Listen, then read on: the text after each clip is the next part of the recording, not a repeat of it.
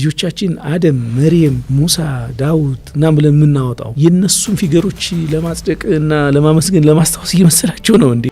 ቅዱስ የሚባል ልጅ ኖር ይችላል። ቅድስት የምትባል ልጅ ልትኖር ትችላለች። ቅድስት የሚባል ከተማና ክልል ወይም ሀገር ግን ነበር አይሆንም። አክሱም ቅዱስ ሊያረጋት የሚችለው ነገር ምንድን ነው? ሲኖሩም ሙስሊም ሆነው እንዲኖሩ አለመፍቀድ፣ ሲሞቱም ቀበሪያ መንፈግ። አክሱም ላይ የእንግዳ ወይም የእርኩስ ስጋ አይቀበል። ምን አይነት ሎጂክ ነው? ግን ሎጂክ የለም። እዚህ ውስጥ ያለ ክፋት ብቻ ነው። አስተሳሰብ ስንፍና ቀላል ነው። ኢዚ የሆነውን መንገድ ነው የምትፈልገው። አክሱማውያን ሙስሊሞች እኮ ትግራዋይ ናቸው። የነቢያቶቹ ሁሉ ሃይማኖት ነው እስልምና። ብሉይ ኪዳን እና ቁርአን በጣም የሚያመሳስላቸው ነገር ታገኛለህ። ወግሽ ያመጡ ሊያሻት ምን ጋንሽሽ እያለ ጌታዬ ያሉት ላይ ሹም ያለች የወሉን ህዝብ ካልተጠመክ ብለው ክርስቲያን ካልሆንክ ብለው እያረዱትና እየገደሉት እያፈናቀሉት ኖ ብሎ ሬዚስት ያደረገውን ምን ያደረጉት ነበር መሰለህ? የቱርክ ተላላኪ በእንግድነት ላይ የተቆረረ ዘውታሪ እንግዳ ማድረግ።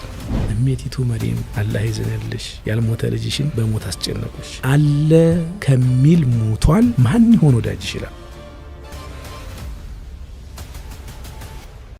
የነገ ስኬቶ ዛሬ ላይ ወሰናል። ምን ይፈልጋሉ? ዘመናዊ አፓርታማ፣ ኮንዶሚኒየም ወይስ ያለቁና በጅምር ላይ ያሉ መኖሪያና የንግድ ህንጻዎች? ለመኖሪያም ሆነ ለንግድ የሚሆን ህጋዊ ይዞታን መሸጥና መግዛት ሲያስቡ ቀርደን ሀሰና ፕሮፐርቲን ምርጫው ያድርጉ።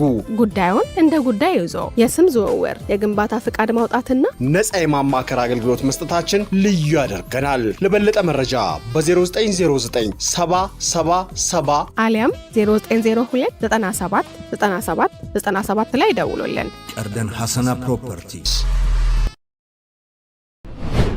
አሰላሙ አለይኩም ወራህመቱላሂ ወበረካቱ። የተወደዳችሁ ተመልካቾቻችን እንደምን አላችሁ? እንደምን ከረማችሁ? መስኮት ፖድካስት ወደ እናንተ መድረሱን እንደቀጠለ ነው። የተለያዩ ሀሳቦችን እያነሳን ነው የምንገኘው። ዛሬም አንድ ደስ የሚል ሀሳብ እናነሳለን ኢንሻአላህ። ለዚህ ቻናል አዲስ ከሆናችሁ ሰብስክራይብ ማድረጋችሁን እንደዚሁም ቪዲዮን ላይክ ማድረግ መጀመራችሁንም እንዳትረሱ። የዚህ ፕሮግራም የክብር ስፖንሰር ቀርደን ሀሰና ፕሮፐርቲስ ነው። በኢትዮጵያ በየትኛውም አካባቢ ቤት መሸጥም ሆነ መግዛት ከፈለጋችሁ ስክሪን ላይ ባለው ስልክ ቁጥር እየደወላችሁ ቤት መሸጥ አሊያም መግዛት ትችላላችሁ። እናንተ ከስራ ገበታችሁ ሳትነሱ ባላችሁበት ቦታ ሆናችሁ እንግዲህ ይህንን ስራ ለቀርደን ሀሰና ፕሮፐርቲስ አሳልፋችሁ መስጠት፣ እናንተ ስራችሁን በስርዓት እየሰራችሁ መሰል ጉዳዮችን ሊያስፈጽሙላችሁ ይችላሉ። ስክሪን ላይ ባለው ስልክ ቁጥር መደወላችሁን እንዳትረሱ። እንግዲህ መስኮት ፖድካስት የተለያዩ ሾዎችን ወደ እናንተ እያደረሰ የሚገኘው ዛሬ ደግሞ በጣም የምንወደውና የምናከብረው ጸሐፊና የኢኮኖሚ ባለሙያ የሆነው አብዱል ጀሊል ሻህሊ ካሳ እንግዳይ ነው። እንኳን ደህና መጣ። እንኳን ደህና ተጠበቅ። ማን እያልኩ ልቀጥል? አብዱል ጀሊል እንኳን ደህና መጣ። በድጋሚ አመሰግናለሁ። መርሐባ። እንግዲህ ሰሞነኛ ጉዳዮች ላይ የተወሰኑ ሀሳቦችን እንወጣለን። በዋነኝነት ደግሞ ኢንሻአላህ አጀንዳችን ሆኖ የሚቀየው እስከ ፕሮግራማችን ፍጻሜ ድረስ ነጃሺ ይሆናሉ። ነጃሺን ከመሰረቱ አንስተን ማናቸው፣ ምንድናቸው፣ በታሪክ ውስጥ የምናስተውለው ነገር ምንድነው፣ ከሳቸው ጋር ተያይዞ የሚነሱ ውዝግቦች መሰረታቸው ምንድነው፣ እንዴት ይፈታሉ፣ እንዲሁም ደግሞ በተሳሳተ መንገድ እንድንረዳቸው የተደረጉ ነገሮች ምንድናቸው የሚሉትን ብዙ ሀሳቦችን እያነሳን ቆያለን። በቀጥታ ወደ ጉዳያችን እንገባለን። ኸይረን ነጃሺን ማንሳት የሚያስፈልግባት ቁም ነገር አለ። በመሰረቱ ከኢትዮጵያ ውስጥ ከነበሩ ነገስታት ውስጥ ነጃሺ ለምን ፒክ አደረግን የሚለው በጣም ወሳኝ ነገር ስለሆነ ነው። ከወቅታዊ ጉዳይ ላይ ስናገናኘው ነጃሺ ከጥንታዊ የአክሱም ነገስታት መካከል አንዱ ነው። ስለዚህ ዛሬ ላይ አክሱም ላይ እየተነሳ ያለ አጀንዳ አለ። አክሱምን አካባቢ ላይ ያሉ ጥንታዊ ሙስሊሞችን ሀገር አልባ የማድረግ የማሸማቀቅ፣ ሲኖሩም ሙስሊም ሆነው እንዲኖሩ አለመፍቀድ፣ ሲሞቱም መቀበሪያ መንፈግ በየትኛውም የማህበረሰባዊ ጥናት ብታጠናው በጣም ጽንፍ የነካ አካሄድ ነው እየተሄደ ያለው።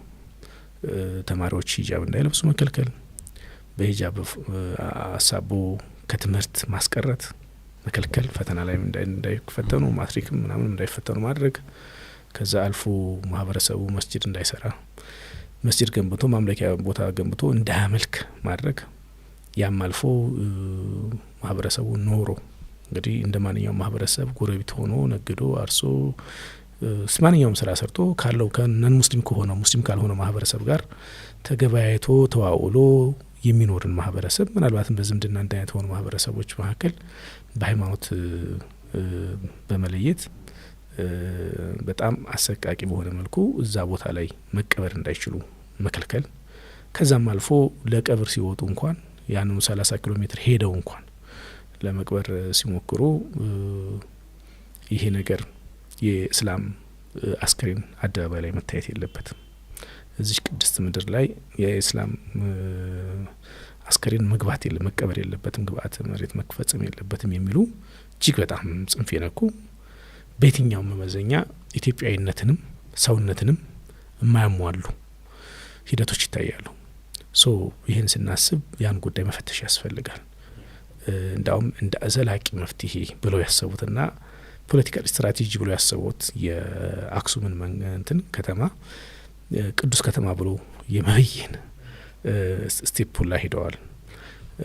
በመሰረቱ በሴኩላር በሆነ ሀገር ውስጥ ኢትዮጵያ ሴኩላር ሀገር ናት። ክልሎቹ ሴኩላር ናቸው። ስለዚህ በህገ መንግስት የምተዳደር ሴኩላር በሆነ ሴኩላርን በሚያጸድቅ ህገ መንግስት በምተዳደር መንግስት አገረ መንግስት ውስጥ እንደገና የትግራይም ክልልም ህገ መንግስት እንደዚሁ ሴኩላር ነው። ሶ ሴኩላር በሆነ መንግስትና ሃይማኖት በተለያዩበት ሀገርና ከተማ ወይም ደግሞ ክልል ላይ ቅዱስ የሚባል ልጅ ሊኖር ይችላል። ቅድስት የምትባል ልጅ ልትኖር ትችላለች። ቅድስት የሚባል ከተማና ክልል ወይም አገር ግን ኔቨር አይሆንም። በእርግጥ ይሄ መንገድ ብልህ ሰዎች ወይም ብልህ ሙስሊም ያልሆኑ ሰዎች እየተቃወሙት ያለና የሚቃወሙት ነው። ምክንያቱም አንዳንድ ጊዜ የቆጡን አወርድ በላይ በቷን ጣለች ይሆናልና ይሄ የቅድስት ከተማ ናሬቲቭና ከቤተ ክርስቲያን ተነስቶ ስቴቱን አስገድዶ ቅድስት ከተማ የማስበየን እንቅስቃሴ በተቀረው የኢትዮጵያ ከተሞችም ከተወሰደ ኢምፓክቱ በጣም አደገኛ ነው። የህዝብን ትስስር ይበጥሳል። ምክንያቱም በርካታ ቅዱስ ብለህ ልትሰይማቸው የምችላቸው በርካታ ሙስሊም በዚህ ቀጠናዎች ስላሉ እና የቡልሃ ወይም የሞኝ ሩጫ ነው። ሚዛመት ነገር አለው። አዎ ኦብቪየስሊ አክሱም ከሆነች በዓለም ደረጃ እኮ የሙስሊም አራተኛ ቅዱስ ከተማ ተብላ የምትታወቅ በየትኛውም ሊትሬቸር ብገልጥ ጎግል ላይ ገብተህ ዘፎርዝ ቅዱስ ከተማ ብለት ሀረር ነው የሚያመጣልህ። በውስጧ ከ100 በላይ መስጂዶች ያሏት ሙሉ ታሪኳ የእስልምና ታሪክ የሆነ ስለዚህ እንደዛ ያልክ ልትመጣ ነው ማለት ነውና እንደ ሀገር አይጠቅመንም፣ አያዋጣንም፣ አያኗኑረንም። ሶ አክሱምን ማየት ያስፈልጋል። የኔ መጽሐፍም ይሄን ነው የሚያየው። አክሱም የክርስቲያን ኪንግደም አይደለችም። አክሱም በኢዛና በኩል በ340 ኦፊሻሊ ኮርት ወይም የቤተ መንግስት ሃይማኖት ሆኖ ክርስትና ከመምጣቱ በፊትም ቢሆን የአክሱምና ከአክሱም በፊት የነበሩ የኢትዮጵያ ቀዳማይ ስቴቶች ሃይማኖቱን ስትመለከተው ሞኖሊቲክ የሆነ ታገኘዋል። ይሄ እንትን አህዳዊ በፈጣሪ አንድነት የሚያምን ሆኖ ታገኘዋል። ሶ ከክርስትናው መልክ ይልቅ አህዳዊ ወይም ደግሞ ፕሮቶ ሀነፊ የምትለው ወይም ደግሞ የሀነፊ ታውቃለህ አይደል? የኢብራሂም መንገድ ማለት ነው። ሚለተ ኢብራሂም ማለት ነውና የዛ መንገድ በጣም በሰፊው የዛን ትራዲሽን በአርኪኦሎጂ ታገኘዋለህ፣ በማህበረሰቡ ስነ ቃል ውስጥ ታገኘዋለህ፣ በቋንቋ ውስጥ ታገኘዋለህ። በበርካታ መልኩ ቅድመ አክሱም የነበረው ሃይማኖት ሞር ኦር ለስ አህዳዊ ወይም ደግሞ ፈጣሪን በአንድ ፈጣሪነት የሚያመልክ የሃይማኖት ስርዓት መሆኑን ታገኛለህ። መገለጫዎች አሉት። በተደጋጋሚ እንደገለጽኩት የኩሽቲክ የሆኑ ቋንቋዎች በጋራ የሚጠቀሙት የፈጣሪ መገለጫ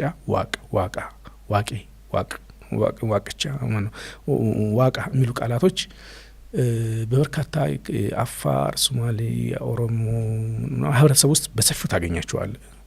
ዋቅ የሚለው በቁርአንም ውስጥ አለ። ዋቃ የሚለው ቃል ፈጣሪን የሚገልጽ ቃል ነው። ዋቅ የሚለው ጌታ አሳዳሪ እንደማለት ነውና ስለዚህ በነዚህ በዋቃ የሚባለው በጣም ኤንሽንት በሆነው የሃይማኖት ስርዓት ውስጥ የፈጣሪ መልክ ምን ይመስላል? የማይታይ አምላክ ይሉሃል። የሰማይ አምላክ ይለዋል። ረቡ ሰማዋት ማለት ነው የማይታይ አምላክ በምስል የማይገለጽ አምላክ ማለት ነውና ከዛ ባሻገር የነቢ ኢብራሂም መንገድ ታውቃለህ። ነቢ ኢብራሂም መጀመሪያ ጨረቋን አዩዋት እንደዚህ ያለች መንግስታት ነው እንደዚህ ያለ ፈጣሪ አትኖረኝም። ከዛ ደግሞ የሆነ ነገርና ይሁን ከዛ ፀሐይን አዩ ስገባ ደግሞ የምትጠልቅማ በጊዜ የምትገደበ ፈጣሪ ልትኖረኝ አይችልም። የኔ ፈጣሪ ሁል ጊዜ ነው መሆን ያለበት ዘላለማዊ ነው መሆን ያለበት የሚል በህግ ልቦና መር የሆነ መጨረሻ ላይ አላህን የማግኘት በኢጅቲሃድ አላህን የማግኘት ሂደት ታያለ። ያ ህግ ልቦና ይባላል። ስለዚህ የኢትዮጵያ ቀዳማዊ ማህበረሰብ ተብሎ የሚወሰዱት በተለይ ከሰሜን ከኤርትራ ጀምሮ እስከ ወሎ ተራራ ሰንሰለቶች ድረስ የቀጠለ የህገ ልቦና ወይም ደግሞ ቅድመ ኦሪታውያን የሆኑ ማህበረሰቦች አሉ። በተለምዶ ኦሪታውያን የምንላቸው ማለት ነው። የነዛ ማህበረሰቦችም የአምልኮ ስርዓት የፈጣሪ መገለጫዎች ስትመለከተው አህዳዊ ፈጣሪን በአንድነት የሚያመልክ ማህበረሰብ ሆኖ ታገኘዋለህ። ኦኬ። ስለዚህ እንደ ማንኛውም አገር ልክ አላህን በቁርአን እንደገለጸው አንድ ነብይ ይላካል። ያ ነብይ የፈጣሪን ሃይማኖት ያስተምራል፣ ይሰብካል። ያ ነብይ ይሞታል። ከሱ ቀጥሎ ሌላ ነብይ ወይ ሌላ የፈጣሪ መልእክተኛ እስኪመጣ ድረስ የሚሆነው ምንድነው? የዛ ነብይ አስተምሮ ይበረዛል፣ ሌላ መልክ ይይዛል፣ በታሪክ ቅብብሎች ሌላ ቅርጽ ይይዛል፣ የአባቶች ትውፊት ይገባበታል፣ እየደበዘዘ ይመጣል። መጨረሻ ላይ እሱን ሊያድስ የሚችል ሌላ ነብይ ደግሞ ይላካል። ኢትዮጵያ ውስጥ የሆነ ይሄ ነው።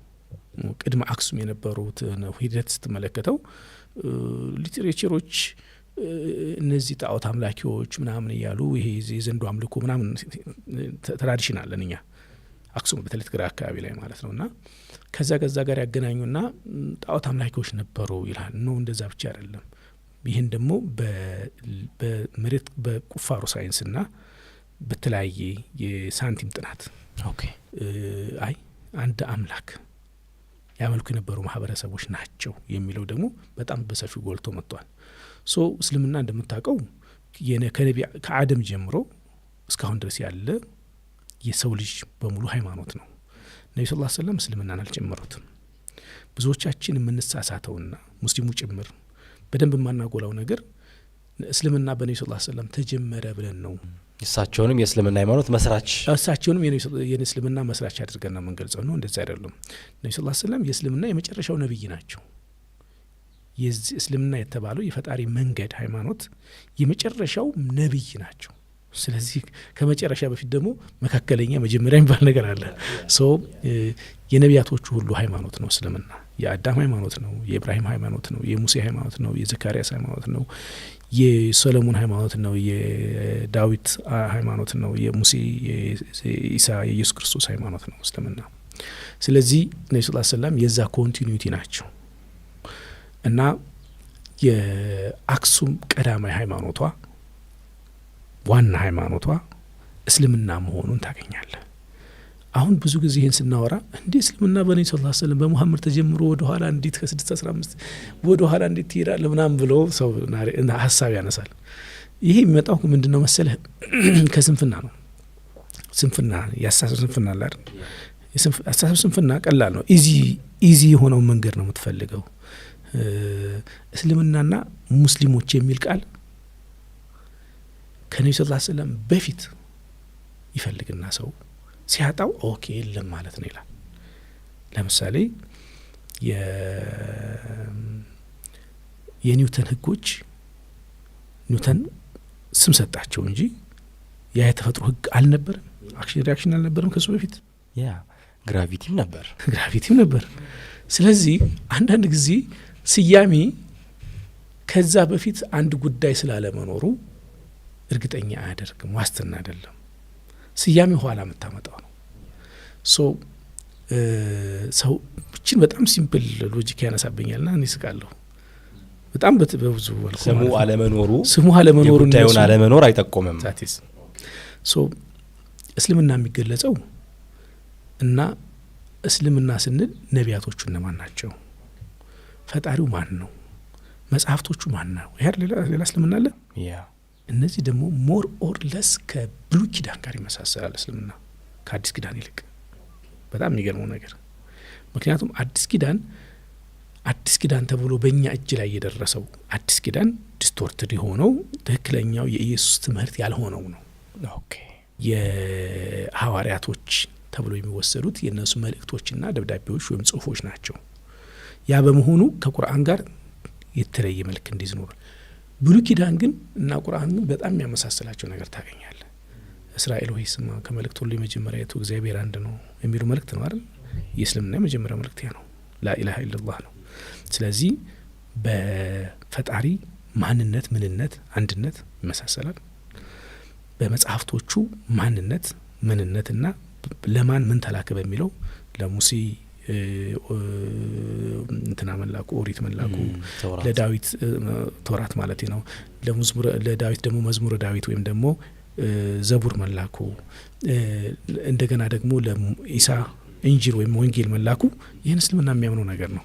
ሶ ቅድመ ነቢ ስ ሰላም እስልምና አልነበረም ብሎ ማሰብ በጣም አስቂኙ ነገር እሱ ነው። አንዳንዴ በቃ ሲተቹ ምናምን አይና እነዚህ ሰዎች ልጆቻችን አደም፣ መርየም፣ ሙሳ፣ ዳውድ እና ብለን የምናወጣው የነሱን ፊገሮች ለማጽደቅ እና ለማመስገን ለማስታወስ እየመሰላቸው ነው እንዴ ይላሉ። እኛ ጋር ስላሉ ነው እኛ ጋር ስላሉ ነው የእኛ ሰዎች ስለሆኑ ነው፣ የእስልምና ነቢያቶች ስለሆኑ ነው። የነገ ስኬቶ ዛሬ ላይ ይወሰናል። ምን ይፈልጋሉ? ዘመናዊ አፓርታማ፣ ኮንዶሚኒየም ወይስ ያለቁና በጅምር ላይ ያሉ መኖሪያና የንግድ ህንጻዎች? ለመኖሪያም ሆነ ለንግድ የሚሆን ህጋዊ ይዞታን መሸጥና መግዛት ሲያስቡ ቀርደና ሀሰና ፕሮፐርቲን ምርጫው ያድርጉ። ጉዳዩን እንደ ጉዳይ ይዞ የስም ዝውውር፣ የግንባታ ፍቃድ ማውጣትና ነጻ የማማከር አገልግሎት መስጠታችን ልዩ ያደርገናል። ለበለጠ መረጃ በ0909 777 አሊያም 0902 97 ላይ ደውሉልን። ቀርደን ሀሰና ፕሮፐርቲስ። ለዚህ ነው እኮ ሼክ ደባት ምን ይላሉ? እሜቲቱ መሪም አላህ ይዘንልሽ ያልሞተ ልጅሽን በሞት አስጨነቁሽ። አለ ከሚል ሞቷል ማን ይሆን ወዳጅሽ ይላሉ። ቢሎንጊንግ እነሱ ወደ ራሳቸው ወደኛ መጡት። እነሱ ሞተዋል ነው የሚሉት፣ ሙስሊሙ ደግሞ አልሞተም ኢሳ አልሞተም ልጅሽ ነው የሚሉትና እኛ ነን ወዳጅሽ ይላሉ። አለ ያልንሽ ነው። እኛ አለ ከሚል ሞቷል፣ እኛ አለ ነው የምንለው። ልጅሽ አልሞተም፣ አልተገደለም፣ አልተሰቀለም ነው የምንለው። እነሱ ደግሞ ያልሞተውን፣ ያልተሰቀለውን፣ ያልተወገረውን ሞቷል፣ ተሰቅሏል፣ ተወግሯል፣ ተሰቃይቷል ይሉሻል። ከሁለቱ ማን ነው ወዳጅሽ ይላሉ። ሶ የቅድመ ነብዩ ሰለላሁ ዐለይሂ ወሰለም የነበሩ ስብዕናዎች፣ ሃይማኖታዊ ስብዕናዎች፣ በቁርአን የተገለጹ ስብዕናዎች በሙሉ የእስልምና ዋናው ያውራ ጎዳናው የእስልምና አካሎች ናቸው ነው። ሶ ይህን የምናነሳው ለምንድን ነው? ከነጃሺ በፊት በኢትዮጵያ ውስጥ የነገሱ የዛ አውራ ጎዳና ሃይማኖት ተከታይ የነበሩ በርካታ ነገስታቶች ነበሩ። ኦኬ ነቢ ሱለይማን አሁን ክርስቲያኑ ማህበረሰብ ሁለት ነገር ይፈልጋል። አንድ ነገር አለ፣ ዋናው የመንግስትነት ወይም የገዥነት ቅቡልነትና ሌጂቲሜሲ ወይም ደግሞ ህጋዊነትን ለማግኘት ሲባል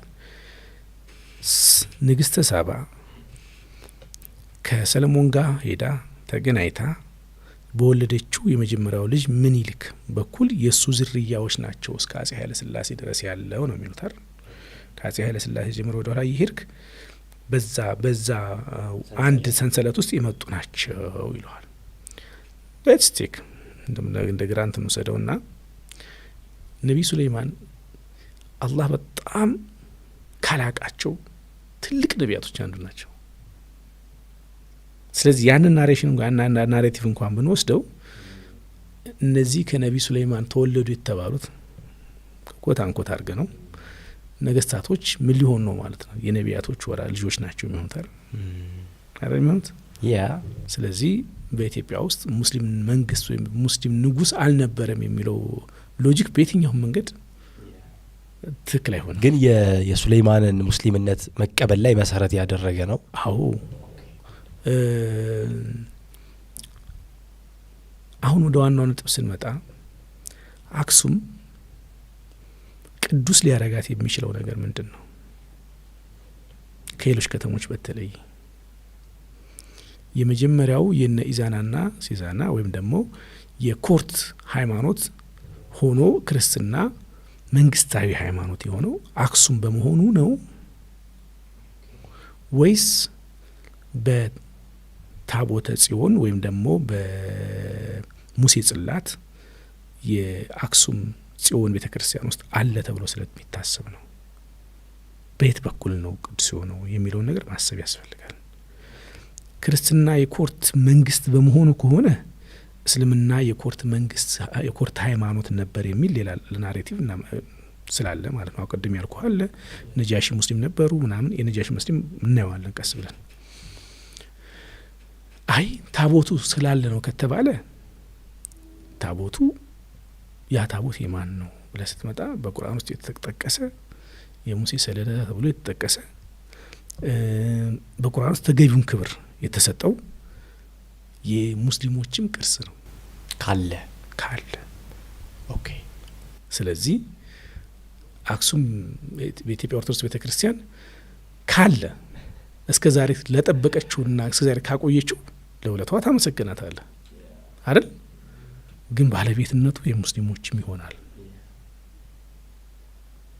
በቂ የታሪክ ማስረጃ ስላለ ቁርአን ውስጥ ይሄ ነው። ስለዚህ አክሱም በተለየ መልኩ የክርስቲያኖች ብቻ የምትሆንበት አንድም ግራውንድ ሊኖር አይችልም ማለት ነው። አክሱም የክርስቲያን ነገስታቶች የመሰረቷት ናት ከተባለ ነጃሺ ልናመጣ ነው። ወደ ዋናው ሀሳባችን ወደ ነጃሺ ልንመጣ ነው ማለት ነው። ነጃሺ ክርስቲያኖች ወይም ደግሞ ሙስሊም ያልሆኑ ወገኖች የነጃሺን መኖር ወይም ነጃሽ የሚባል ንጉስ አለ የለም የሚለውን ረጅም ዘመን የለም ብለው በመካድ ቆይተዋል። ኦኬ ጭራሽ ነጃሽ የሚባል ንጉስ የለም። ኦኬ ምንድነው መከራከሪያችሁ ስትላቸው የመጀመሪያው ስያሜው ነው የሚያነሱት። ነጃሺ የሚባል ንጉስ የለም ነው። ነጃሺ ማለት ነጋሽ፣ ነጋሲ፣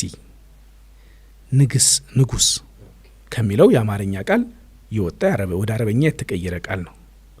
ስለዚህ ይሄ ደግሞ ንጉስ ነጃሺ ስንል ንጉስ ነጋሲ፣ ንጉስ ነጋሽ፣ ስለዚህ የማዕረግ ስም ነውና ማዕረግ በማዕረግ ስለሚከታተል ንጉስ ማዕረግ ነው አይደል? ንጉስ ነጋሲ ማዕረግ ነው አይደል?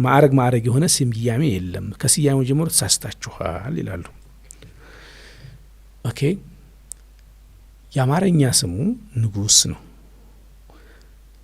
የንጉሱ ስም በዛን ጊዜ የነበረው ስም በኢትዮጵያ ውስጥ የሳንቲም ጥናት እና አርኪኦሎጂ በሰሩ ሰዎች ንጉስ አርማህ መሆኑን ተረጋግጧል። ሙስሊሞች ነጃሽና አስሐማ ኢብን አብጀር ይላሉ። ነጃሽና አስሐማ ኢብን አብጀር የሚባል የለም ይሉሃል። አስሐማ ማለት ምን ማለት ነው? አሁን ይሄ ወደ አረበኛ ሲቀየር ነው። ማርያም የሚለው መርየም ነው አይደል? አንዳንድ ጊዜ በጣም ይመሳሰላል፣ አንዳንድ ጊዜ ደግሞ ትንሽ ራቅ ይላል። ምንድነው የሆነው? በዛ ወቅት ነገስታቶች 4 ስያሜ ያላቸው። የክርስትና ስያሜ ስም አላቸው፣ የዙፋን ስም አላቸው፣ የፈረስ ስም አላቸው፣ ዓለማዊ ስም አላቸው። እነዛ 4 ስያሜዎች ውስጥ አርማህ ለአጽማህ ወይም ደግሞ አስሐማ ለአጽማህ የሚለውን ነው እነሱ ወደ አስሐማ ወደ አረበኛ የተቀየረው እንጂ የተለየ ስያሜ አይደለም። አስሐማ ኢብን አብጀር ኦኬ። ስለዚህ ንጉስ አርማህ የሚባል ንጉስ አለ እና ሀብለ ስላሴ እነ ደግሞ ፕሮፌሰር ታደሰ ታምራት ምናምን ጀመሩትና አይ ንጉስ አርማህ የሚባል ንጉስ ነበር። ይህ ንጉስ ደግሞ አጼ ካሌብ የመን ሄዶ ካስገበረ በኋላ በሚቀጥሉት 67 ዓመታት ውስጥ የተወለደ ስለሆነ የቅርብ ታሪክ ስለሆነ ከአጼ ገብረ መስቀል በኋላ የመጣ ስለሆነ ይህን ንጉስ ድናይ ማድረግ አንችልም የሚል አርጉመንት አመጡ። ኦኬ ስለዚህ ተቀበሉ። ነጃሺ አንድ ንጉስ አለ አርማህ የሚባል ወይም ደግሞ ነጃሺ የሚባል። ይሄ ንጉስ ከተቀበሉ በኋላ ክሬዲት ማስቆጠር ፈለጉ። ምንድነው ማስቆጠር ፈለጉ? ሙስሊሞችን ወይም ደግሞ ስደተኞችን የተቀበለ ንጉስ ነበረ የሚለውን ተቀበሉ። ኦኬ ነጃሽ ሚሊዮን አልተቀበሉ ነበር። ከብዙ ማንገራገር በኋላ ተቀበሉ ንጉስ መኖሩን። ያ ንጉስ የአካባቢ ሰው ነው እንጂ በኢትዮጵያ ኦርቶዶክስ ቤተክርስቲያን በተቀመጡ የነገስታት ዝርያ ሰንሰለት ውስጥ የለም ብለው ካዱ። አርማ ሆኖ ተገኘ። የአካባቢ ወይም የሰፈር ንጉስ ነው የሚል ሎጂክ ነበር ያነሱት መጀመሪያ። በመሰረቱ የወቅቱ ክስተት ወይም የሂጅራ ክስተት ነብዩ ሰለላሁ ዐለይሂ ወሰለም ከመካ ወደ ኢትዮጵያ ወደ ሐበሻ የላኳቸው ልኡካኖች ለአንድ የቀበሌ አስተዳደር ወይም የወረዳ አስተዳደር ወይም የክልል አስተዳደር ሊሆን ይችላል ወይ? ግንኙነቱ ኢንተርናሽናል በመሆኑ ኢምፖሲብል ነው። በሀገር ውስጥ ቢሆን ኖሮ አንድ ክልል ልኮት ነው ብለን እንወስዳለን። ዓለም አቀፍ የሆነ ፈነመን ላይ ዓለም አቀፍ የሆነ አጀንዳ ላይ ወይም ጉዳይ ላይ ዓለም አቀፍ የሆነ ሚሽን ላይ ወይም ደግሞ ተልእኮ ላይ ለሀገሩ ንጉስ እንጂ ሊላክ የሚችለው ለአካባቢ ወይም ለቀበሌ ወይም ለጎጥ መሪ ሊሆን አይችልም። እነሱ ይችን አርጉመንት ያነሱ ነበር። ኦኬ ኋላ ላይ እንግዲህ እንደምንም ብለው አሳማን ተቀበሉ፣ ነጃሽን ተቀበሉ። ግን ነጃሽ የሚባለው ሙስሊሞችን ተቀበሏቸው፣ ተቀበልናቸው፣ ባለውለታ ነን የሚለውን ከያዙ በኋላ ነጃሺ ግን ተቀበላቸው እንጂ አንድ የክርስቲያን መሪ ነው አልሰለምም የሚል መከራከሪያ ወይም መከራከሪያ አነሱ ማለት ነው። የመጡ ነው ጠጋ በመሰረቱ እነዚህ የኢትዮጵያ ክርስቲያን ልሂቃን ስለ ንጉስ ነጃሺ ሲያነሱ ዋና ትርክታቸው ስደተኞቹን ማስተናገዱን ይቀበላሉ። ነገር ግን መስለሙን ፈጽሞ አይቀበሉም። ዋና ግባቸው ይህን የሚያደርጉበት ለምንድን ነው? የሀገረ መንግስት ባለቤትና አካልነት ጥያቄ አብሮ ስለሚነሳ ነው። ሁለተኛ ደግሞ ሰለመ ከተባለ ማለት ከተባለ ሁለተኛው ደግሞ ማን የሀገሪቱ ባለቤት ነው፣ ማን ደግሞ እንግዳ ነው የሚለውን ስለሚበይን ነው። ማን ፕራይመሪ ወይም ደግሞ ተቀዳሚ ዜጋ ነው፣ ማን ሳብጀክት ነው፣ ማን ባለቤት ነው፣ ማን እንግዳ ነው የሚለውን ስለሚወስንላቸው ነው። እነዚህ ፖይንቶች ባይፈሩ ኖሮ በቃ ሙስሊሞችን የተቀበለ አንድ የሰለመ ንጉስ ነበረ ማለት ኢትስ ኢዚ እኮ።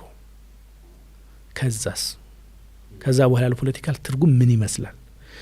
ለዘመናት ከሰለሞንና ከሳባ ሲዋለዱ የመጡ የሱ የዘር ሰንሰለቶች የሆኑ ነገስታቶች እስከ አጼ ኃይለ ሥላሴ ድረስ ቀጥለዋል ብሎ አንድ አህዳዊ የነገስታት ሰንሰለትን የሚያምንና ከሰባና ከሰለሞን የሚወለድ ክርስቲያን የሆነ ነገስታቶች አሉ ብሎ የሚያምንና በዛ ላይ የቆመ ሀገረ መንግስት ፍልስፍና ስለሚናድ ነው።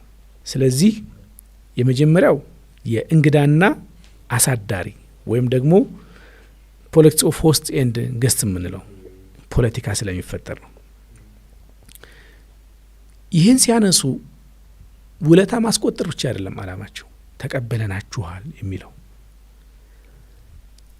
ተቀዳሚ የሀገሪቱ የሀገረ መንግስቱ ባለቤት የሆንና ሀገረ መንግስቱን ያቆምን ዜጎች እኛ ነን፣ እናንተን ደግሞ እንግዶች አድርገን ተቀበለናችኋል በሚል እሳቤ ውስጥ እንድትገባ ነው።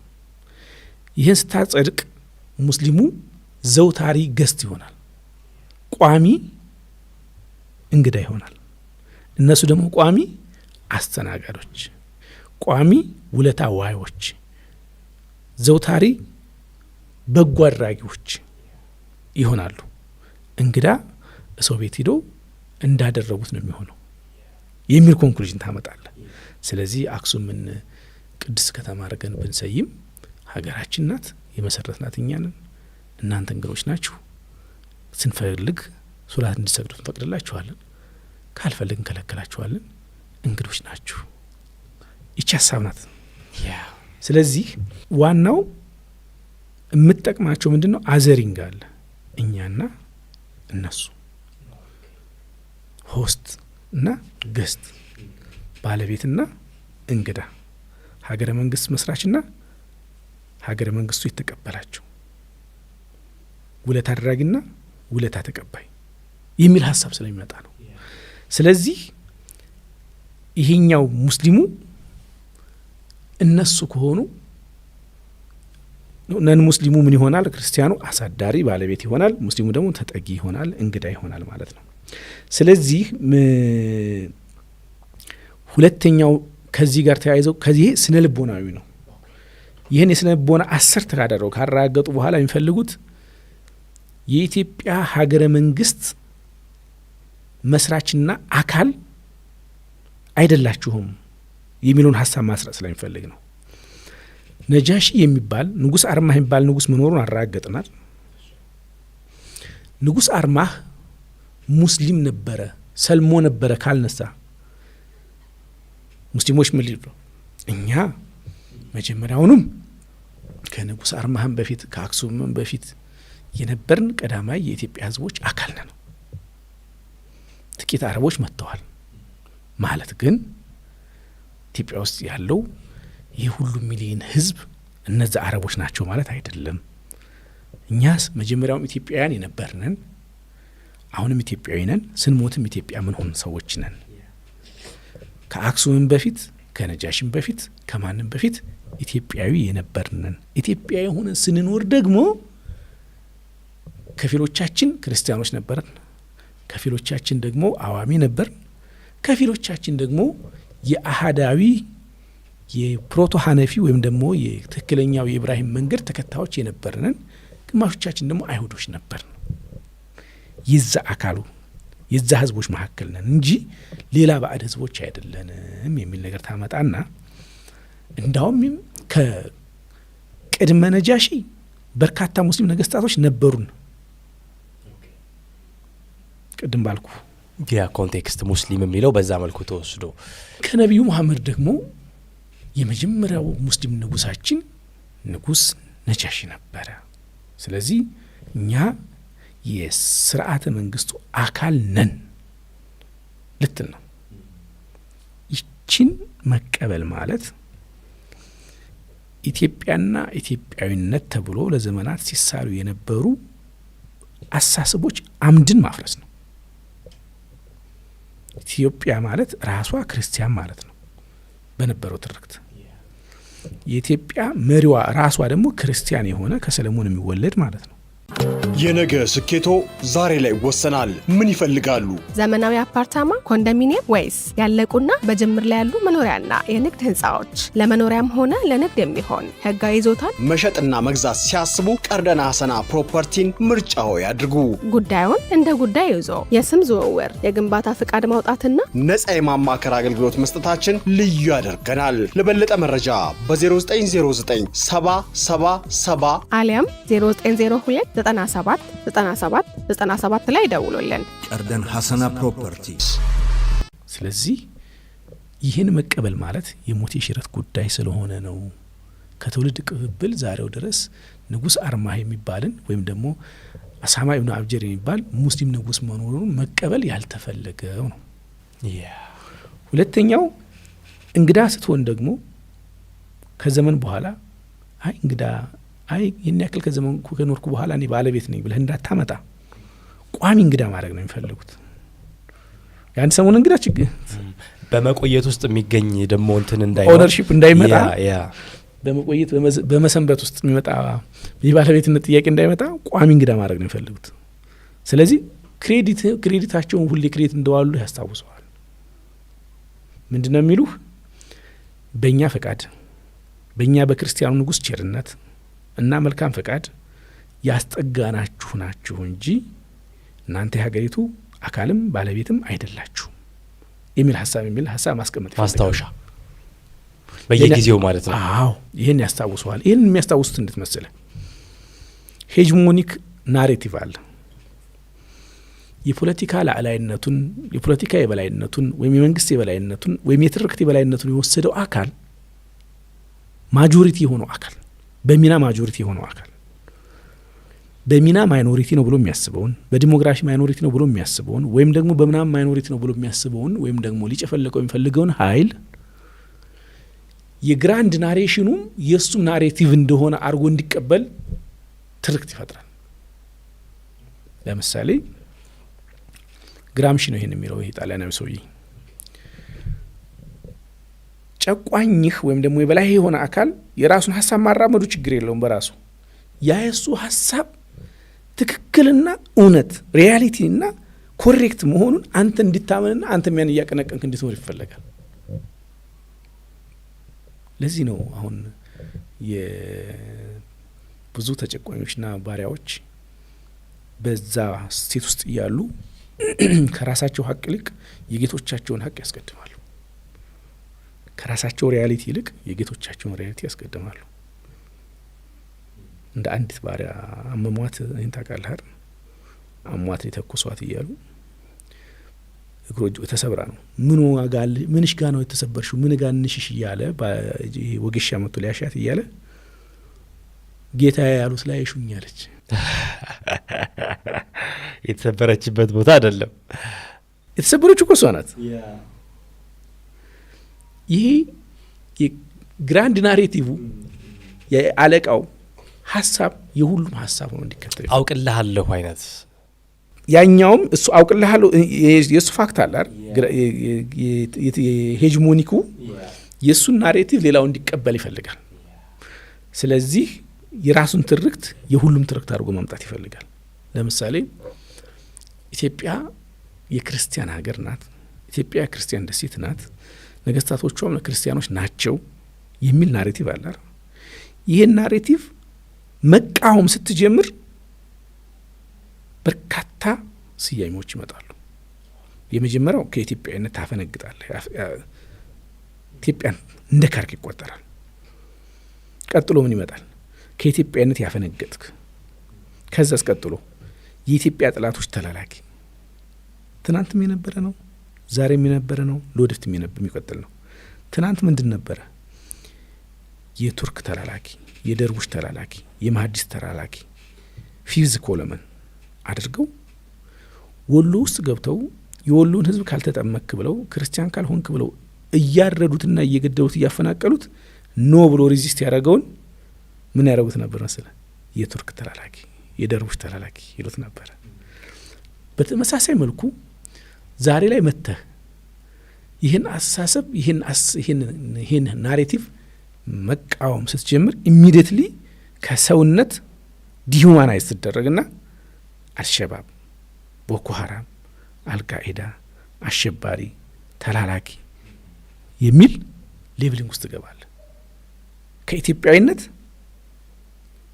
እየተቀነስክ ትመጣል። መሞገትም አትችልም፣ በሀሳብም በኤቪደንስም ማለት ነው። ለመሞገት ስትመጣ የምትሞግተው ሀሳብ ሼክ የምታደርገው ሀሳብ ኢትዮጵያና ኢትዮጵያኒስት ወይም ኢትዮጵያዊነት የቆሙበትን አምድ ስለሆነ ባይ ዲፎልት የኢትዮጵያና የኢትዮጵያዊነት ጥላት ከሃዲ ሆነ ትመጣለህ ማለት ነው። ስለዚህ በዛ ይፈርጁዋል። የፈለከውን ጨዋ ሁን፣ የፈለከውን ፓትሪዮቲክ ሁን፣ ኢትዮጵያን ወዳድ ሁን፣ ፖቴንሻሊ አንተ ምንድነው? ይህን ሀሳብ እስካራመድክ ድረስ የኢትዮጵያ ጥላት ነው። አክቹዋሊ የኢትዮጵያ የምትባለው ሀገር እኮ ጥላት ሆነ አይደለም አንተ። ያቺ ኢማጂን እንዲሆነች በእነሱ አእምሮ ላይ የተቀመጠች ናሬቲቭ የተሰራላት ኢትዮጵያ አለች። ያቺን የቆመችበት አምድ ስለሆንክ ያን ሀሳብ ከተቃራኒ ሆንክ ስለመጣ፣ ስለዚህ ሆስት አስተናጋጅ ባለቤት ነው፣ ቅዱስ ነው። ተስተናጋጅ የሌላ አካል የሌላ ሃይማኖት አካል የክርስትና ተጻራሪ የሆነ አካል ሪዮት አቀንቃይ ስለሆነ እርኩስ ነው የሚሆነው። ዛት ኢስ ዋይ አክሱም ላይ የእንግዳ ወይም የእርኩስ ስጋ አይቀበልም። ተራ ይመስሏል ሀሳቦቹ፣ ሌሎቹን ስትፈነጥቃቸው በጣም የሚገርም ሀሳብ ታገኛለህ። ምናልባት እዚህ ጋር ትንሽ ወደ ኋላ ለመለሰልና እቺ ቅድም ኢትዮጵያ የቆመችበት የተባለው አይነት ኢትዮጵያ ምስል ብዙ ጊዜ አርት ውስጥም የምናደምጣትና ኢንተርቴን የምትደረገው አደለ። በጣም ብዙ ሰው አንዳንዴ በተለየ መንገድ አርቲስቲካሊ ሆነው ሲመጡ ሙስሊሙም ጭምር አክሰፕት እንዲያደርጋቸው የተደረገም ጭምር ይመስለኛል። እዚህ ላይ ትንሽ ኮሜንታሪ ቢኖር በተለይ አርቱ አካባቢ የተገለጸችው ኢትዮጵያ ኦብቪየስሊ ምንድነው መሰለ ግራንድ ናሬቲቭ በውድም በግድም ነው የሱን አመለካከትና የሱን ትርክት እንድትቀበል የሚያደርግ። በውድም በግድም ግራንድ ናሬቲቭ ላይ ያለ ወይም ሄጅሞኒክ ላይ ያለ ኃይል የስቴቱ ወይም ስቴቱ ቀለም የሚቀባውም እሱ ነው። ስቴቱን ዲዛይን የሚያደርገውም እሱ ነው። የስቴቱም አምድ እሱ ነው። የስቴቱም ትውፊትም እሱ ነው። የስቴቱ ቅርስም እሱ ነው። የስቴቱ ተስፋም እሱ ነው። ከዛ ውጭ ያለን ኃይል በሙሉ የቤት ተመልካች አድርጎ ነው የሚቀጥለው።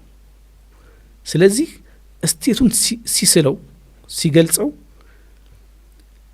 እነዛኞቹ ማይኖሪቲዎቹ ወይም አዘርስ የተባሉት ጭምር እንዲቀበሉትና እነሱን እንዲያጓጓ አድርጎ ነው አርት ላይ የሚጠቀመው። ለዚህ አርትን ይጠቀማል፣ ሙዚቃን ይጠቀማል፣ ኪነትን ይጠቀማል፣ ምናምን ይጠቀማል። ለዚህ ነው አሁን በኪነት የተለወሰችው ኢትዮጵያ በምናምን የተለወሰችው ኢትዮጵያና መሬት ላይ ያለች ኢትዮጵያ የሚለያዩት። በተደጋጋሚ እኮ ይጠይቅ ነበር የትኛዋን ኢትዮጵያ ነው ኢትዮጵያ ስትሉ? የለማ መገርሳን ኢትዮጵያ ነው? የአብይ አህመድን ኢትዮጵያ ነው? የጀዋር መሐመድን ኢትዮጵያ ነው? የእስክንድር ነጋን ኢትዮጵያ ነው? የማን ኢትዮጵያ ነው? የዳንኤል ክብረትን ኢትዮጵያ ነው? የአቡበክር አህመድ ኢትዮጵያ ነው? የአህመድ እንጅበልን ኢትዮጵያ ነው? የትኛዋ ኢትዮጵያ ነው? ረዳኛር ቃሉ ሴም ቢሆንም ሁሉም ውስጥ ያለው መሰል ስለሚለያይ ነው አይደለም? ስለዚህ ፖይንቱ እዛ ላይ ነው የሚመጣው። ይሄ የአክሱሙ የምናምን ተረክ ይመጣው። ስለዚህ ንጹህ የሰለሞን የደም ሀረግ ያላቸውና ፍጹም ክርስቲያን የሆኑ ከሰለሞን ጀምሮ የቀጠሉ ነገስታቶች የነገስታት ኮንቲኒቲ ፍጹም የደም ሀረግ ከሰለሞን ጀምሮ የክርስትና ላይን የተከተሉ እስከ ኃይለ ሥላሴ ድረስ የመጡ ነገስታቶች መካከል እስላም ስታስገኝ እንዴት ይሆናል? አይመጣም ማለት መናድ ነው። ለዚህ ነው የነጃሺ ጉዳይና የኢማም አህመድ ጉዳይ የሞት የሽረት ጉዳይ የሆነው። ሁለቱን ከተቀበልክም ይሆናል ኢትዮጵያ የተባለች የሙስሊም የክርስቲያኑ አገር ልትል ነው። ይሄ ይፈርሳል ላይ ሌላው ይህን ሲያደርጉ አስበውበት ደምረው ነው የሚያደርጉት። ቅድም እንደነገርኩ በየዋህነት በቅንነት አይደለም፣ መረጃ አጥተው ምናምን አይደለም። ለምሳሌ ይሄ የምሁራን የታማኝነት ጉድለት ነው የሚጠቀሙት። ምን ማለት መሰለ? በየትኛውም የክርስትና መጽሐፍትና ታሪክ ውስጥ ስለ ነጃሺ፣ ስለ ፈርስት ሂጅራ፣ ስለ ነቢዩ መሐመድ መልእክተኞች ምናምን የሚተረክ አታገኝም፣ አንድ ቦታ አታገኝም። ይህን ታሪክ ያገኙት የታሪክ ምንጭ ከየት ነው? ኦኬ፣ የታሪክ ምንጮቻቸው የእስልምና የታሪክ ምንጮች ናቸው። እና ጦበሪ እነዚህ የኢስላሚክ ሙስሊም ክሮኒክልስ የሚባሉት ናቸው። በይሐቂ እና እነሱ ናቸው። አሁን ነብዩ ሰሐቅን በይሐቂን ጦበሪን ምናምን ተጠቅመህ ከዛ ውስጥ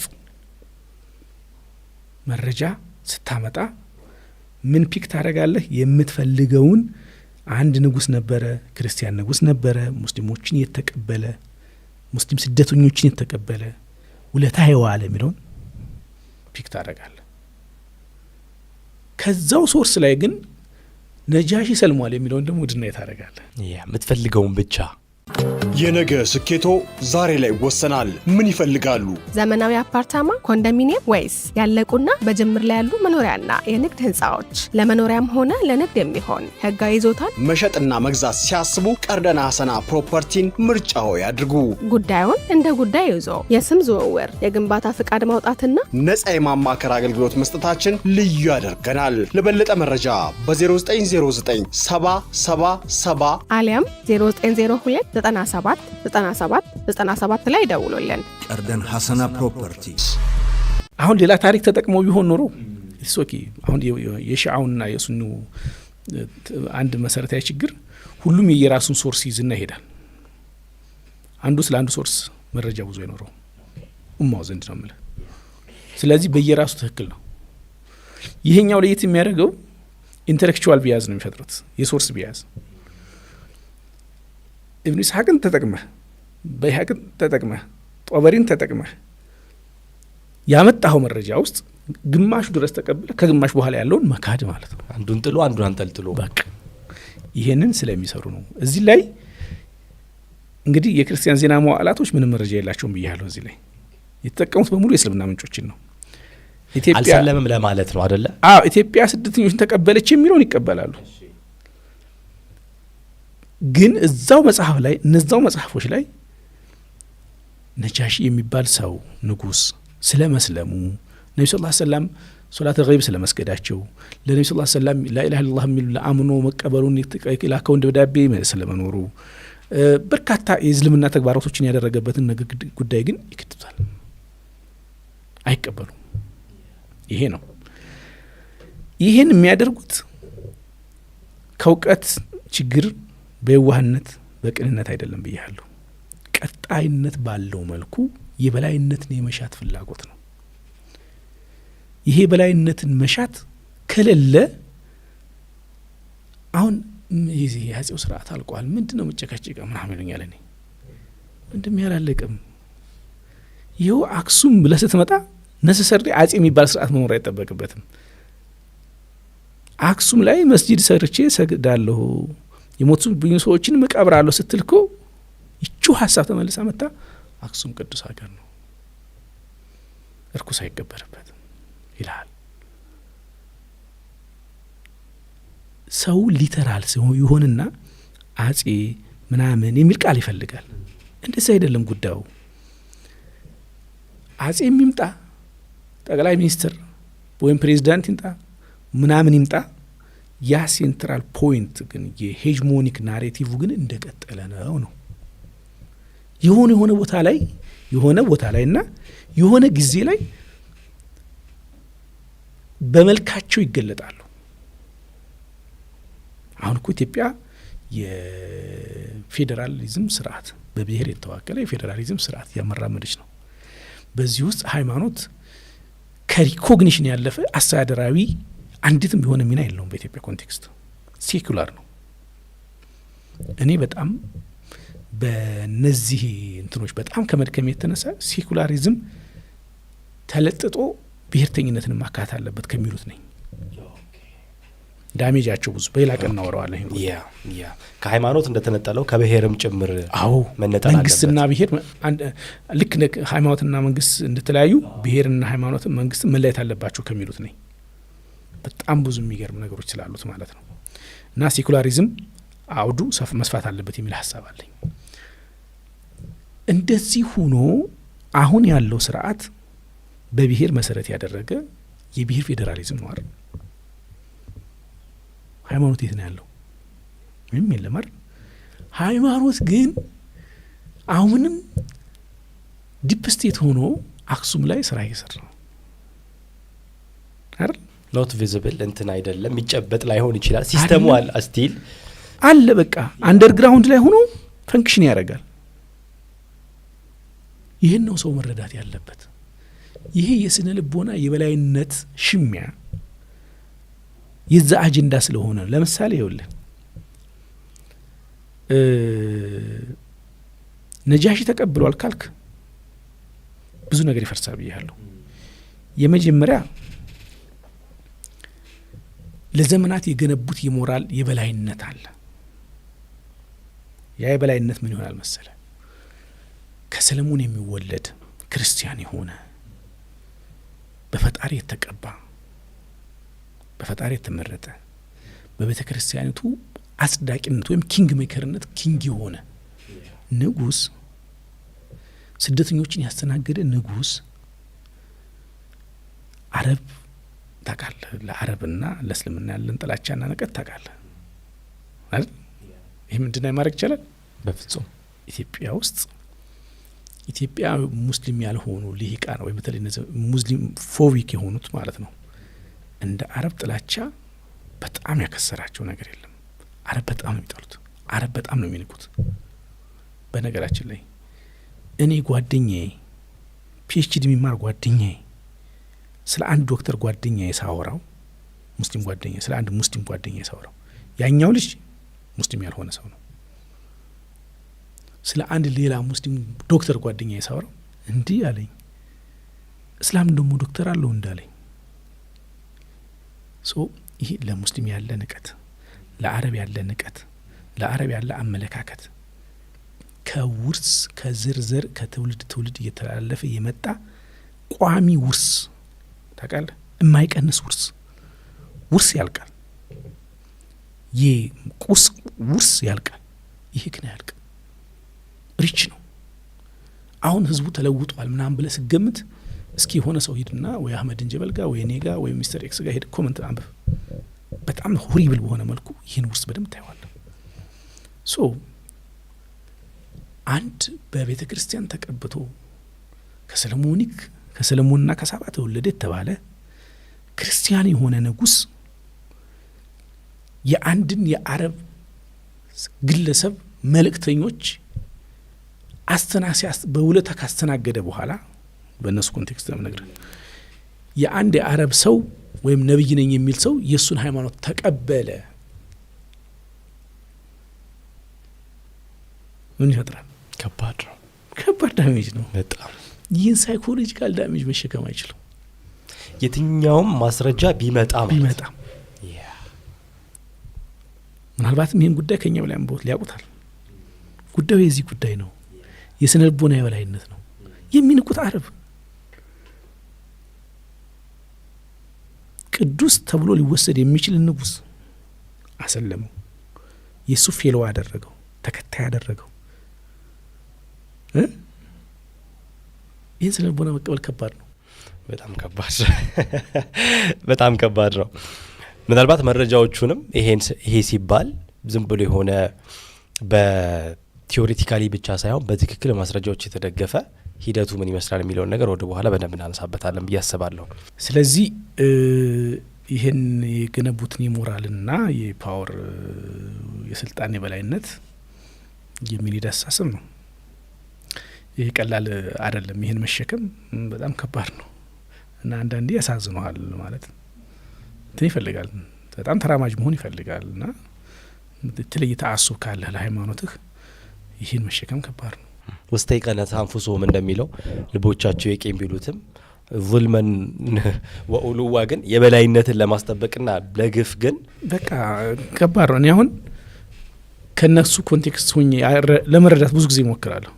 የሚገርም ነው። አሁን ፌስቡክ ላይ ነን ሙስሊም መጥቶ የፈለገውን ቢለኝ ብሎክ አላደርግም። ሙስሊም ግን ብሎክ ነው የማደርገው። ምክንያቱም ከነሱ ፐርስፔክቲቭ ሆኜ ለማየት እሞክራለሁ። ይሄ የጉዳዩ የስነ ልቦና የበላይነት ቅርሚያ ኢትዮጵያዊነትና እነሱ ለዘመናት የገነቡትን ኢትዮጵያዊነት የማጣት ጉዳይ ሄጅሞኒክን የማጣት ጉዳይ ምናምን ስለሆነ ከነሱ አንጻር ስታየው የምትረዳው ነገር ይኖርሃል። ትክክል ነው ትክክል አይደለም ሌላ ጉዳይ ነው። ሳይኮሎጂካሊ የምትረዳው ነገር ይኖርሃል። እነዚህ ሰዎች ግን ዋናው ፍላጎታቸው ቀደም እንደነገርኩህ እነሱ ሆስት ናቸው፣ ሌላው ገስት ነው ብያለሁ። እነሱ ባለቤት ናቸው፣ ሌላው መጤ ነው። እነሱ አስተናጋጅ ናቸው፣ ሌላው ተስተናጋጅ ነው። እነሱ የሀገረ መንግስት መስራችም ባለቤትም ናቸው፣ ሌላው የሀገረ መንግስት ጥገኛ ነው። እነሱ በሀገረ መንግስት ውስጥ ሚናም ድርሻም አላቸው፣ ሌላው ግን ሚናም ድርሻም የለውም። እነሱ ማለት ኢኩቫለንስ ቱ ኢትዮጵያ ናቸው፣ ኢኩቫለንስ ቱ ክርስቲያኒቲ ናቸው። አንተ የዛ ደግሞ አንቲቴሲስ ነህ ወይም ደግሞ የክርስትና ፓራዶክስ ነው። ሶ ይህንን ማጣት እንዴት ይችላሉ? አይችሉም። የፖለቲካ የበላይነት ሙስሊሙ በዛ ውስጥ እንዲገባ አይፈለግም። ይህንን እንትን ማለት አለባቸው። እኛ መጤ አሁን ሙስሊሙ የነጃሽን ጉዳይ ነጃሽ ሰልሟል ሲል አዘሲም ታይም የዚህ አሁን ያወራው ተቃራኒ እያወራ ነው። እኛ መጤ አይደለንም። የመጀመሪያ ንጉሳችን እንዳውም ንጉስ ነጃሺ ወይም ደግሞ አስሐመተ ኢብኑ አብጀር የሚባል ንጉስ ነው። የስቴቱም የእስራኤል መንግስቱም አካል ነን። የሆነ ጊዜ እኛ ተሸንፈን ከስልጣን ወርደን ይሆናል፣ መልሰን ደግሞ በኢማም አህመድ ጊዜ ደግሞ መተናል ልትል ነው። ይሄ ሀሳብ ሊመጣ ነው ማለት ነው። እነሱ ደግሞ ምንድነው ይህን እንዳትል በሩቁ አጥር ያበጃሉ።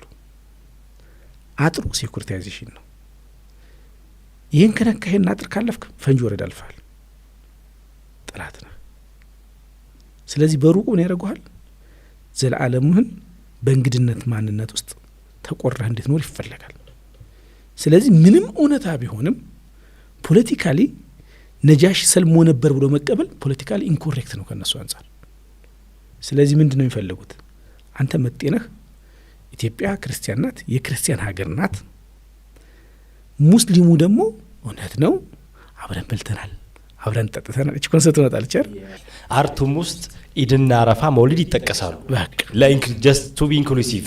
አዎ ኢንክሉሲቭ አይደለችም። አይ ሚን በቃ በሚለው ማለት ከረሜላ ናት፣ ያ ማስተኛ ናት፣ አብረን በልተናል፣ አብረን ጠጥተናል፣ ሹሹ ናት። እና ሹሹዋ ምንድን መሰለህ ኢትዮጵያ ክርስቲያን ሀገር ናት፣ ይሄ ፋክት ነው። ሙስሊሙ አብሮ አደግ ነው፣ ግን እንግዳ ነው። ይችን ፖይንት ማስረጽ ስለሚፈልግ ነው። አብሮ አደግ እንግዳ ነው ነው የሚልህ። እንግዳ ነው ካለህማ ለምን ትላለህ? በጣም ተራማጅ የሚመስሉና ለዘመናት የሸወዱን ብዙ ሰዎች አላጋጠመውም? ሙስሊሙን የሚወዱ የሚመስሉ እነሱ ምንድን ነው መሰለህ መጨረሻ ማንነታቸው ሲገለጽ ሙስሊሙ አብሮ አደግ እንግዳ ነው የሚሉ ናቸው። በቅንፍ ውስጥ ነው እንግዳው። እንደዙ ነው የሚሉ። አብሮ አደግ ነው፣ አብረን ጠጥተናል፣ አክስቴ እስላም ናት፣ እሷ ቤት ሽሮ በላ ነበር ይልሃል። ይሄ አብሮ አደግ እንግዳ ነው የሚል ነው።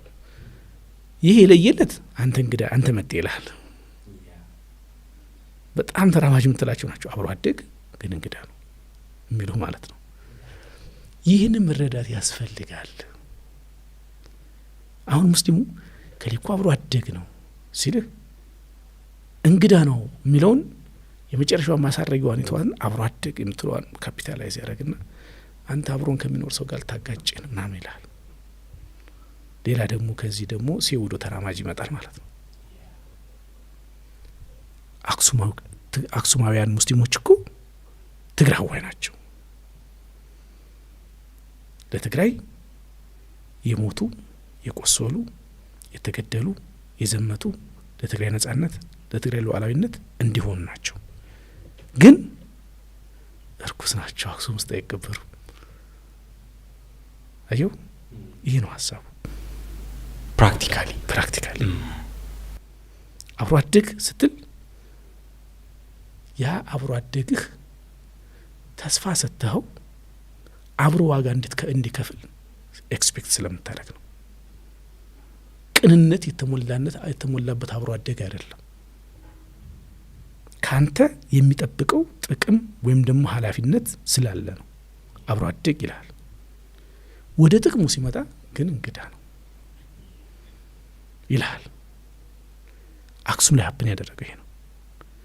በሰሜኑ ጦርነት ጊዜ አብረው ያለቁት ትግራዋይ ሙስሊሞች ናቸው። ያ ሁሉ ስቃይ ያሳለፉት አብረው እነሱ ናቸው። በተለየ መልኩ ደግሞ ሙስሊም ትግራዋዮቹ መከራ ያከፈሉበት ደግሞ ሁኔታ አለ። በደንብ ስላልተነገረ ነው። ምንድን ነው መሰለ በጦርነት ወቅት ነው ያ ጦርነት የሁሉም ትግራዋዮች የስቃይ ዘመን ነው አይደል? ያ ይሄ መከራ አንችልም በደንብ። በተለየ ደግሞ የሙስሊም ትግራዋዮች የተለየ መከራ ዘመን ነው። ሁልጊዜም ቢሆን በአንድ ማጆሪቲ ውስጥ ያሉ ማይኖሪቲ ህዝቦች ሁልጊዜ ተሰጊ ተጠርጣሪ ናቸው። በሆነች ቀጭን መንገድ ጥላትን የሚጋብዙ የሚጠሩ ናቸው። በዛ ሰዓት አብይ እስላም መንግስት ነው። በእነሱ ናሬቲቭ የእስላም መንግስት ተባባሪ የሆኑ ተብለው ከኤርትራ የመጡ ወታደሮች ወይም የእስላም የኤርትራ ወታደሮች አስተናጋጅ ተብለው በርካታ ሙስሊም ትግራዋዮች ተረሽነዋል። ስላልወጣ ነው ይሄ መረጃ። ስለዚህ በተለየ መልኩ ዋጋ የከፈሉ ናቸው። በተለየ መልኩ ዋጋ ወይም አብረው ዋጋ እንዲከፍሉ አብሮ አደግ ምትሏ ትመጣለች። ግን ለዚች ምድር ለዚች ቅድስት ምድር ተገቢ ያልሆኑ ብቁ ያልሆኑ እርኩስ ለመሬቷን የሚያረክሱ ሰዎች ናቸው፣ እንግዳዎች ናቸው። ይሄ ናሬቲቭ ነው። ይሄ ናሬቲቭ ደግሞ በጣም ጨካኝነቱ በጣም ጨካኝ ነው። ባይዘው በጣም ጨካኝነቱ ወንድምህን መብት በሌላ አገር ጉዳይ እየተጠለልክ ማለፍ ትሞክራለህ። የአክሱም ወንድምህ መቀበሪያ ማግኘት አለብኝ ሲል መካ ውስጥ ያሉ ክርስቲያኖች የሚል አጀንዳ ተነሳለ። እጅግ በጣም ጨካኝ። ምን አይነት ሎጂክ ነው ግን? ምንም አይነት ሎጂክ የለውም። ይሄ እዚህ ውስጥ ያለው ጭካኔ ብቻ ነው። ሎጂክ የለም። እዚህ ውስጥ ያለ ክፋት ብቻ ነው። የአክሱም ጥያቄ የተጠየቀ የመካ ንጽጽር የሚቀርብበት ሁኔታ ቲፒካሊ በየትኛውም ምሁራዊ ስሌት ብታስበው ሎጂክ የለም፣ እውቀት የለም፣ ምክንያት የለም፣ ምንም አይነት ግንኙነት ወይም ደግሞ የእውቀት ኮሪሌሽን የለውም። ያለው ክፋት፣ ጭካኔ፣ ጥላቻ፣ ገልቱነት ብቻ ነው ያለው ውስጥ። እስከዚህ ድረስ የሚዘልቅ ነው። ሶ ይሄ የነጃሺ መስለም አለመስለም ጉዳይ የታሪክ ክርክር አይደለም። ቅድም እንደነገር የህልውና ጉዳይ ነው። የታሪክ ክርክር አይደለም። የነጃሺ መስለም መካድ በመረጃ ጦት የመጣም አይደለም በፍጹም። ዋናው ኢትዮጵያን የማን ብቻ እናድርጋት የሚለው ነው። ከዛም አልፎ ደግሞ የሄጅሞኒክ ናሬቲቭ ቀጣይነትን የማስቀጠል ፍላጎት ብቻ ነው። ሂጅራውን እንቀበላለን፣ ሙስሊሙን እንክዳለን። ይህ አቋም ሙስሊሙን ታሪክ አልባ፣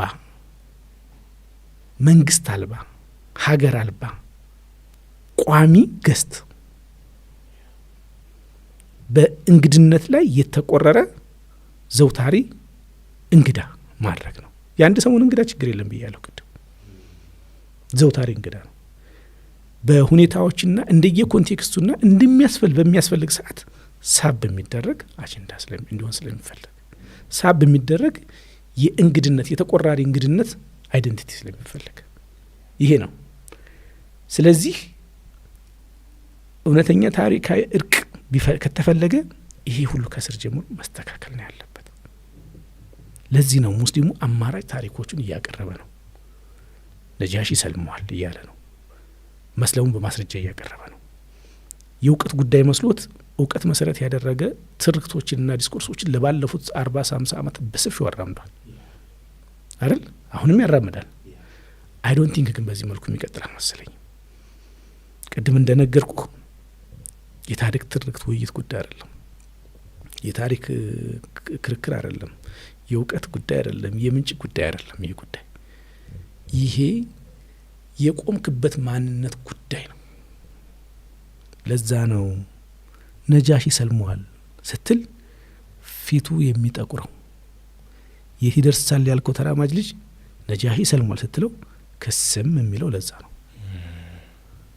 ይሄ ነው ሚነካካው ነገር ብዙ ነው። አዎ እንግዲህ የመጀመሪያ ዋናው ለምንድን ነው ነጃሺን የምናነሳው የሚለው ፖይንቱ ይሄ ነው። የነገ ስኬቶ ዛሬ ላይ ይወሰናል። ምን ይፈልጋሉ? ዘመናዊ አፓርታማ፣ ኮንዶሚኒየም ወይስ ያለቁና በጅምር ላይ ያሉ መኖሪያና የንግድ ህንጻዎች? ለመኖሪያም ሆነ ለንግድ የሚሆን ህጋዊ ይዞታን መሸጥና መግዛት ሲያስቡ ቀርደና ሀሰና ፕሮፐርቲን ምርጫው ያድርጉ። ጉዳዩን እንደ ጉዳይ ይዞ የስም ዝውውር፣ የግንባታ ፍቃድ ማውጣትና ነፃ የማማከር አገልግሎት መስጠታችን ልዩ ያደርገናል። ለበለጠ መረጃ በ0909 777 አሊያም 0902 97 97 97 ላይ ደውሉልን። ቀርደን ሀሰና ፕሮፐርቲስ